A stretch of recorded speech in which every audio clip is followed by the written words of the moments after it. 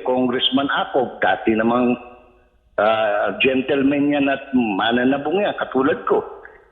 Dati, hindi ko maintindihan bakit ganun ang inaasta, no? Si Mr. Pimentel ng Surigao.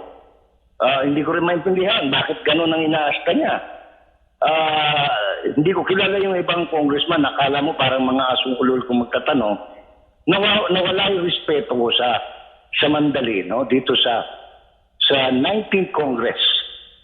Parang, I don't know, anong nakaka-trigger sa kanyang ganyang behavior, no? I should, pag naluwas ako sa syudad, magtatanong ako sa mga psychiatrists at sa mga psychologists, ano ang dahilan, bakit nagkakaganito?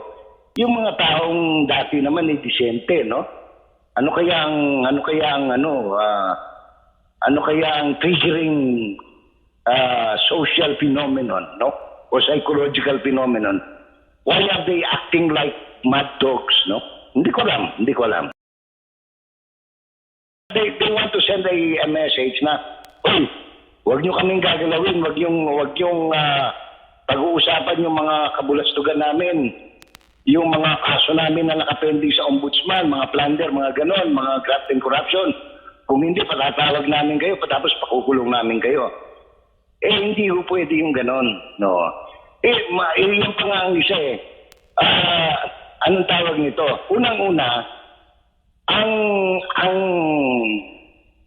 hindi ko maintindihan bakit ang tatapang nitong mga congressman na hindi naman sila, kunyari lang totoo na hindi naman, no? Na merong bin-broadcast na ganito na sobra-sobra ang gastos, etc.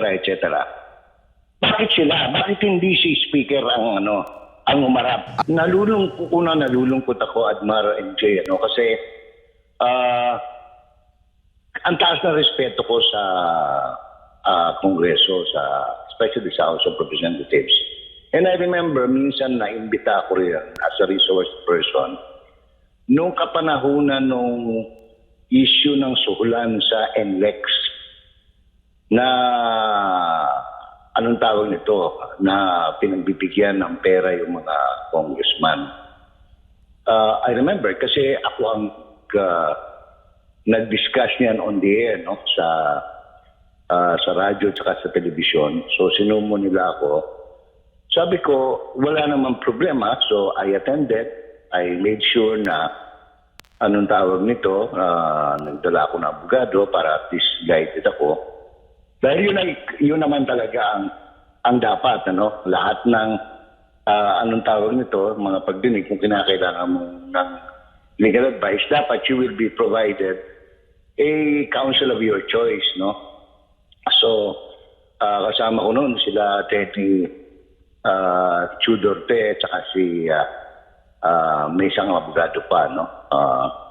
Pagkatapos, yung sabi nila, kaya mo bang pangalanan? Sabi ko, sir, malinaw po ang Section 1 ng Republic Act 53 at Republic Act 1477 na hindi ko po pwedeng banggitin sa inyo ang source ng aking information. At tapos, kaya sabi nila, sige, kung hindi ko pwede, kaya mo bang sabihin tawag nito, in executive session? Sabi ko, sir, bakit ho kinakailangan ng executive session? Public yan, kinakailangan ng publiko alam. Ngayon, kung ako'y pipilitin ninyo, at kasi, katulad din mo, gusto nilang, anong pangalan nito, bigyan ako ng tawag nito, ng cite for contempt. Sabi ko, sir, kung isa-cite for contempt ninyo, ako, anong tawag nito? Might as well ka ako, sasabihin ko na. Pero ayoko na executive session. Gusto ko open court. Sabi ko, sige, umpisahan na ho natin, Mr. Chairman, kay Congressman Abaya noon. Umpisahan na ho natin sa inyo. Kompleto naman ako listahan dito. Nandito naman halos yung lahat ng ibubulgar ko. Kung gusto ninyo, kasi live naman tayo on TV. Ayun on camera, biglang sinuspend yung session, hindi na tinuloy. Kasi kompleto ako, pati video, pati ano eh. Pero